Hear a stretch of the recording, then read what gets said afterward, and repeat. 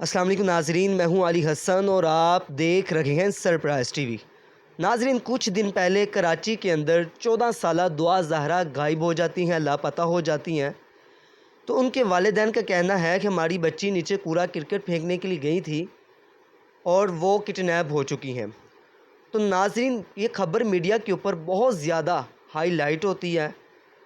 قانون نافذ کرنے والے ادارے بھی حرکت میں آ جاتے ہیں۔ تو ان کی والدہ کا بہت زیادہ ایموشنل بیان ان کے والدین کا بھی آتا ہے، جس سے پورا پاکستان دعائیں مانگ رہا ہوتا ہے کہ اللہ پاک کرے جلدی جلدی ان کی بیٹی ان کو مل جائے۔ لیکن کچھ دن بعد ایک کہانی میں نیا موڑ آتا ہے۔ وہ نیا موڑ یہ آتا ہے کہ 14 سالہ دعا زہرا لاہور کے اندر ظہیر نامی لڑکے سے شادی کر لیتی ہیں۔ جب ان کے والدین کو پتہ چلتا ہے کہ ہماری بیٹی نے شادی کر لی ہے تو وہ یقین نہیں کرتے اس بات کے اوپر، تو یقین بالکل ہی نہیں کرتے۔ جب دعا زہرا کا ویڈیو بیان آتا ہے پھر ان کو کچھ یقین ہوتا ہے لیکن پھر بھی وہ کہہ رہے ہوتے ہیں اس سے زبردستی یہ بیان ریکارڈ کروایا جا رہا ہے۔ لیکن ناظرین، جب دوسرا تیسرا بیان بھی اس بچی کا آ جاتا ہے ویڈیو، اس کے اوپر والدین کو یقین آ جاتا ہے ہماری بیٹی نے واقعی میں شادی کر لی ہے، اور اس سے والدین کافی زیادہ پریشان ہوتے ہیں۔ ہمارے ساتھ ایڈوکیٹ محمد اسامہ صاحب موجود ہیں، ان سے بات کرتے ہیں وہ اس معاملے کے اوپر کیسی نظر رکھتے ہیں۔ السلام علیکم۔ وعلیکم السلام۔ کیسے ہیں آپ؟ الحمدللہ، اللہ پاک کا کرم، آپ خیریت سے ہیں؟ الحمدللہ ہم بھی ٹھیک ہیں۔ اسامہ صاحب، آپ کو پتہ ہے کراچی والا جو معاملات ہوا ہے تو بچی لاہور میں آ گئی، لیکن والدین کو یہی پتہ تھا کہ بچی ہماری لاپتہ ہو گئی، کڈنیپ ہو گئی ہے، کیونکہ میڈیا کے اوپر یہی بتانا تھا ان کا لیے۔ تو قانون نافذ کرنے والے ادارے بھی کہہ رہے تھے کہ آپ کی بیٹی کا کڈنیپ نہیں ہوا، آپ کی بیٹی جو ہم نے تحقیق کی ہے، کارروائی کی ہے، اس میں پتہ چلا کہ آپ کی بیٹی خود اپنی مرضی سے گئی، لیکن والدین اس بات کو ماننے سے انکار کر رہے تھے۔ لیکن کچھ دن بعد ایسا پتہ چلتا ہے کہ اس لڑکی نے شادی کر لی ہے۔ تو اس کے اوپر آپ کیا کہیں گے کہ اس طرح گھر سے بھاگ کر شادی کرنا کیسا ہے؟ دیکھیں جی، باقی سب معاملہ ایک سائڈ پہ، لیکن یہ جو بھاگ کر شادی کرنے والا معاملہ ہے یہ ڈیفینیٹلی ایک ناخوشگوار معاملہ ہے۔ یہ والدین کے لیے جنہوں نے ساری زندگی ایک اچھی ایک کو 17 18 14 15 سال 20 سال بچوں کی پرورش کی ہوتی ہے، اور بہت محنت اور جو ہے جفاکشی کے ساتھ انہوں نے پرورش کی ہوتی ہے، تربیت کی ہوتی ہے، تو ان کے اوپر بہت ایک بڑا سوالیہ نشان کھڑا ہو جاتا ہے معاشرے میں، تو وہ بہت بہت ناپسندیدہ یہ عمل ہے۔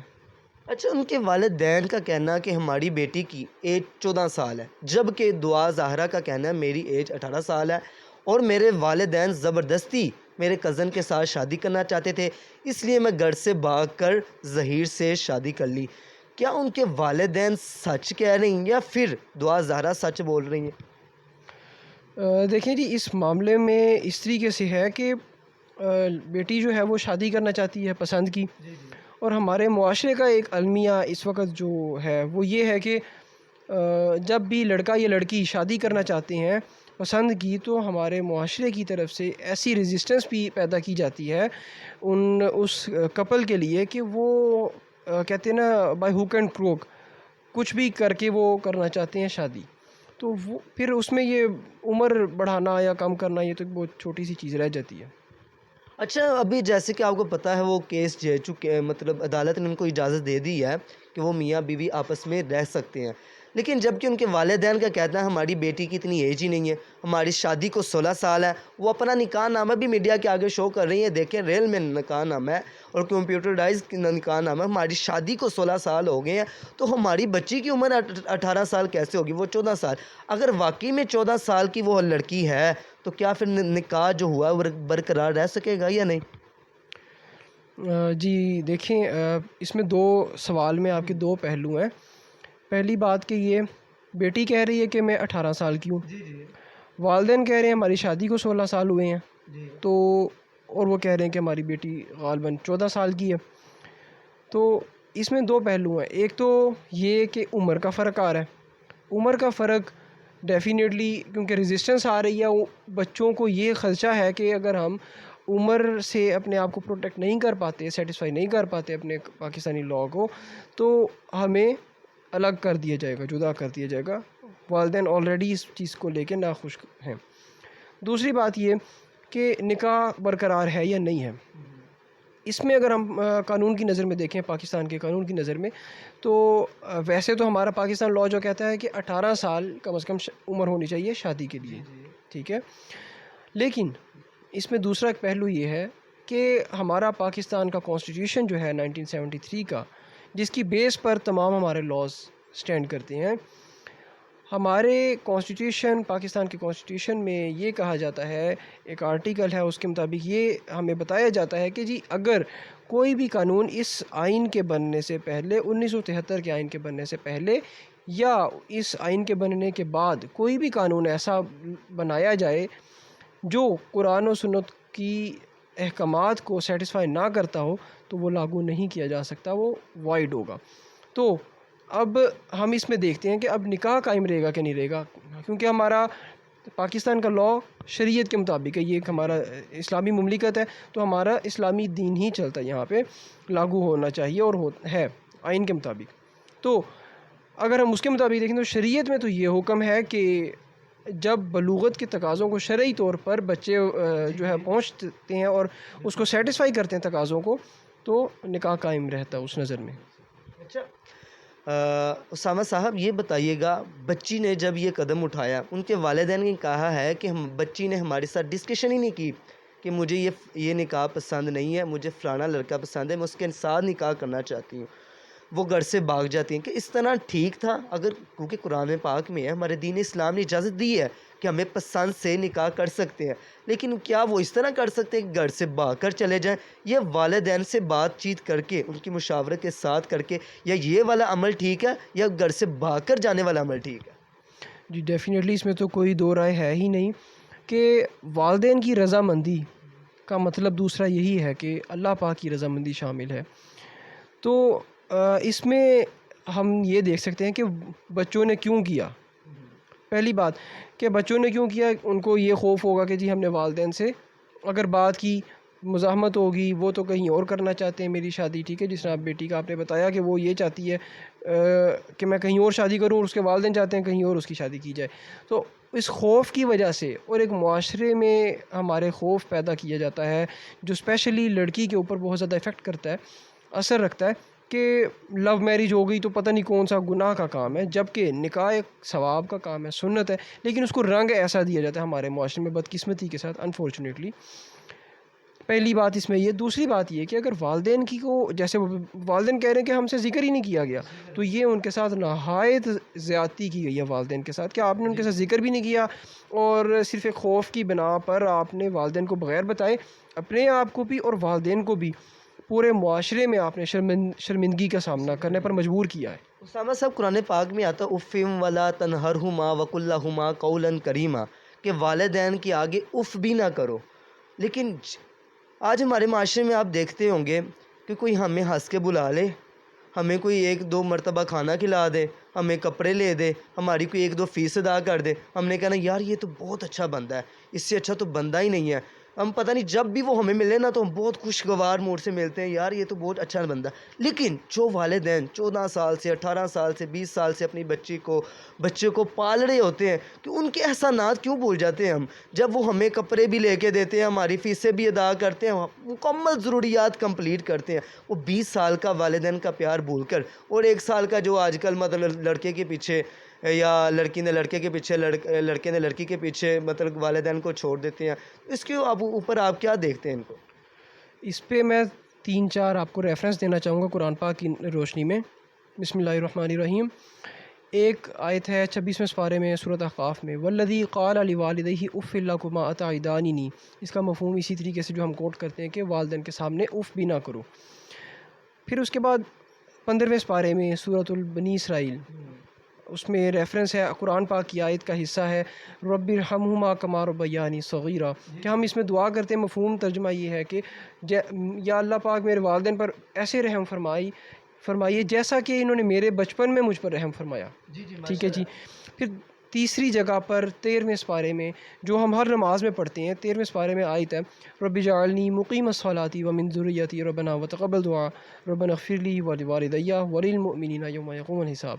ان دو آیات کا مفہوم ترجمہ میں کرکس بتا دیتا ہوں کہ اس میں بھی ہم اللہ پاک سے دعا کرتے ہیں کہ یا اللہ پاک ہمیں ہماری نماز قائم کروائیے، ٹھیک ہے، ہماری اولاد کے لیے ان کو استقامت عطا فرمائیے، نماز کے اوپر پابندی عطا فرمائے۔ پھر ربنا اغفر لی ولی والدیہ، اس میں اللہ پاک نے فرمایا ہے کہ یا اللہ پاک میری، ہم اس میں دعا اللہ پاک سے کرتے ہیں کہ یا اللہ پاک میری بھی مغفرت فرما دیجیے اور میرے والدین کی بھی مغفرت فرما دیجیے۔ اب یہ دیکھیں، اس میں ہمارے پاس 3-4 جگہوں پہ ہمارے جس طرح نظر آ رہا ہے، میں نے آپ کے ساتھ پیش کی ہے ریفرنس قرآن پاک کی طرف سے۔ اب یہ اہمیت والدین کی ثابت کر رہے ہیں کہ ہم نے کسی کے لیے ذکر کیا کہ نہیں کیا، اپنے والدین کے لیے ہم نے ذکر ضرور کرنا ہے، ان کے لیے دعائے خیر بھی کرنی ہے، ان کے دوران حیات اور حیات کے بعد بھی۔ اچھا، یہ جو 14 سالہ بچی دعا نے کیا کام، یقین کریں کہ جب ان کی اولاد ہو جائے گی یہ کبھی بھی نہیں چاہیں گے کہ ہماری بچی اس طرح کریں۔ جب یہ چاہیں گے کہ ہمارے بچے ہوں وہ بڑے ہو کر اس طرح نہیں مطلب نہیں دیکھنا چاہے کہ ہماری بچی بھاگ کر چلی جائے، تو ان کو یہ کیسا بھوت چڑھ جاتا ہے۔ یہ تو میڈیا پہ ہائی لائٹ ہوئی نہیں خبر آپ کے، اس کے ساتھ ایک نمرہ کاظمی والی بھی خبر آئی ہے، وہ 18 سال کی بچی، یہ اس کے تقریباً 2-3 دن کا بعد کا واقعہ کراچی کا ہی، اس کا بھی اوپر یہی معاملہ چلتا ہے، وہ کڈنیپ ہو گئی ہیں، لیکن بعد میں پتہ چلتا ہے وہ پسند کی شادی کر لیتی ہیں۔ لیکن نمرہ کاظمی کا ایک میں آپ کو بتاؤں، مجھے بیچ میں ایڈ کرنا پڑا، نمرہ کاظمی کا ایک بیان آیا ویڈیو، اس میں بہت خوش ہو کے کہہ رہی میں نے اپنی مرضی سے شادی کی ہے، آپ کوئی مطلب میڈیا کے اوپر خبر نہ چلائیں، میں بالکل ٹھیک ہوں، اور بہت خوش ہو کے، بہت ہنسی خوشی، وہ 1-2 سال کی محبت کے لیے۔ اور یقین مانیں میں نے ویڈیو دیکھی، ان کے والدین کی اتنا رو رہے ہیں، بزرگ والدین اتنا پریشان ہے، رو رو کے برا حال ہوا ہے۔ تو یقین مانیں یہ تو سوشل میڈیا کے اوپر جو خبریں زیادہ وائرل ہوئی ہیں نا، ہائی لائٹ ہوئی ہیں، تو ہمیں پتہ یہ اس طرح کے معاملات تو روزانہ کے طور پر ہو رہے ہیں، بہت زیادہ، حد سے زیادہ، اور آپ کو بھی پتہ ہوگا، اور تقریباً سال میں پتہ نہیں کتنی لو میرج ہو جاتی ہیں۔ کیا اس طرح کرنا چاہیے لڑکیوں کو کہ اپنے والدین کی عزت کا جنازہ بھی نکال دیں؟ اور وہ والدین جو اپنی بیٹیوں کو اکثر خرو دیکھتے ہیں، اپنی عزت دیتے ہیں بیٹیوں کو، اتنا پیار لاڈوں سے پالا ہوتا ہے، کہ ان والدین کو اس طرح دھوکہ دے کے چلنا چاہیے؟ یہ ہمارے معاشرے کا ایک بڑا ہی بدترین المیہ ہے، اور اس میں ہمارے پاس واضح ایک چیز ہے، اس میں کوئی دو رائے نہیں ہے کہ یہ جو سب معاملات ایک چل رہے ہیں، اس کے پیچھے ڈیفینیٹلی ایک باقاعدہ ایک سیاق و سباق ہے۔ اب وہ کیا ہے کہ ہمارے معاشرے میں ویلیوز ہمارے معاشرے میں سے ختم کر دی گئی ہیں۔ ہمارے یہ بچے جو ہیں، یہ کچھ 16، 17، 15، 18 سال کے، یہ بچوں نے ان پچھلے اپنے جب یہ بڑے ہو رہے تھے، ان کے اس ٹائم کے دوران انہوں نے ایک انوائرمنٹ ان کو ایسا ملا ہے جس میں کولیکٹیولی ہماری سوسائٹی کا ان بچوں کے ان تمام ایکٹیویٹیز کے پیچھے ہم سب کا کولیکٹیولی اس میں ہاتھ ہوتا ہے۔ اچھا، میں آپ کی بات کاٹ رہا ہوں، مجھے یہ بتائیے گا اس میں آج کل کے والدین میں غلطیاں آ جاتی ہیں یا پھر اولاد کی غلطیاں آ جاتی ہیں؟ دیکھیں، بچوں کی تو غلطی ہے ہی ہے، اس میں کوئی شک نہیں، لیکن جس بچے کو یہ شعور ہے کہ میں نے نکاح کرنا ہے، میں کر سکتا ہوں وغیرہ وغیرہ، وہ بچہ ایک باقاعدہ طور پہ باشعور انسان ہے۔ اب والدین کی یا ہمارے معاشرے میں سے باقی جو فیکٹرز ہیں، ان کا کیا اس میں کردار ہے، ان کی کہاں سے غلطی آتی ہے کہ ہم لوگ ذکر ہی نہیں کیا جاتا۔ انفارچونیٹلی جو ہے نماز ہمارے دماغوں میں سے، دلوں میں سے نکال دی گئی ہے، ہماری پرورش کا حصہ نہیں رہی، اور نماز، قرآن اور جو ہماری ایک اسلامی اقتدار ہے، اس چیز کو نکال دیا گیا، جس کی وجہ سے بچوں کو یہ ان چیزوں کا اہمیت کا ہی نہیں پتہ کہ یار اگر میں نے فار ایگزامپل میں نے کچھ، یہ بچوں کا ہم بات کر رہے ہیں اس وقت کہ انہوں نے شادی کر لی، اس طریقے سے بھاگ کر لی، انہوں نے کیا یہ ایفرٹ کی؟ جس طرح آپ نے یہ بچی کا بتایا کا نام، وہ 18 سال کی اور اس نے شادی کی، اور وہ بڑی خوش ہو کر بتا رہی، جبکہ اس کے والدین بہت ناخوشگوار ہیں۔ تو کیا اس بچی نے الگ سے بیٹھ کے اگر وہ سوچے، کیا وہ یہ کہہ سکتی ہے کہ اس نے الگ سے اللہ پاک کے حضور کتنی مرتبہ سجدہ کیا اس چیز کے لیے کہ یا اللہ پاک میرے والدین کو راضی فرما دیجئے؟ یہ ایفرٹ کیے بغیر ایک شارٹ کٹ راستہ ڈھونڈا گیا کہ ڈائریکٹ شادی کر لوں، نہ والدین کو مناؤں نہ ان کو بتاؤں، یعنی کہ وہ جو ایک پازیٹیو آسپیکٹس میں ایک اس سرکل میں رہتے ایفرٹ تھی، اس کو سکپ کر کے ایک شارٹ کٹ ڈھونڈا گیا، جبکہ شارٹ کٹ میں کوئی راستہ حل نہیں ہوتا۔ اچھا دیکھیں کہ میں دعا زہرا سے ہٹ کے اور نمرہ کاظمی سے ہٹ کے آپ کو بات کرنے جیسے کہ بتا ہزاروں لو میرج ہو رہی ہیں، کیا اس میں والدین جو آج کل کے بچوں کو گیجٹ دیے جاتے ہیں، اور آج کل کے ہمارے جو ڈراماز فلماز وغیرہ دیکھی جاتی ہیں، ان میں ایک ہی چیز دکھائی جاتی ہے، پیار محبت کے علاوہ نہیں، اور پوری فیملی ایک ہی پلیٹ فارم پر بیٹھ کے ایک ہی LCD کے اوپر فلمیں دیکھ رہی ہوتی ہیں، ڈراماز دیکھ رہی ہوتی ہیں، ان میں ایک ہی چیز دکھائی جا رہی ہے، آپ کو بھی پتہ ہے کہ پیار محبت، کیا اس طرح فیملیز کو اکٹھے بیٹھ کر بچیوں کو، جوان بچیوں کے ساتھ بٹھا کے اس طرح فلمیں ڈرامے وغیرہ دیکھنے چاہیے یا نہیں؟ بالکل اس میں دو رائے نہیں ہے کہ ہمیں ان چیزوں کو نہیں دیکھنا چاہیے، ان سے میکسیمم دور رہنا چاہیے، اور یہ ہی میں جو پہلے بات کر رہا تھا اسی کو بات دوبارہ کاٹ رہا ہوں، کیا یہ سب سے بڑا بچوں کا ذہن خراب کرنے کا یہ سب سے بڑا ذریعہ یہ نہیں ہو سکتا ہے نا؟ جی بالکل ایسی بات ہے جو میں نے جیسے کہ پہلے ذکر کیا، دوبارہ اسی کو آگے کوٹ کرتا ہوں کہ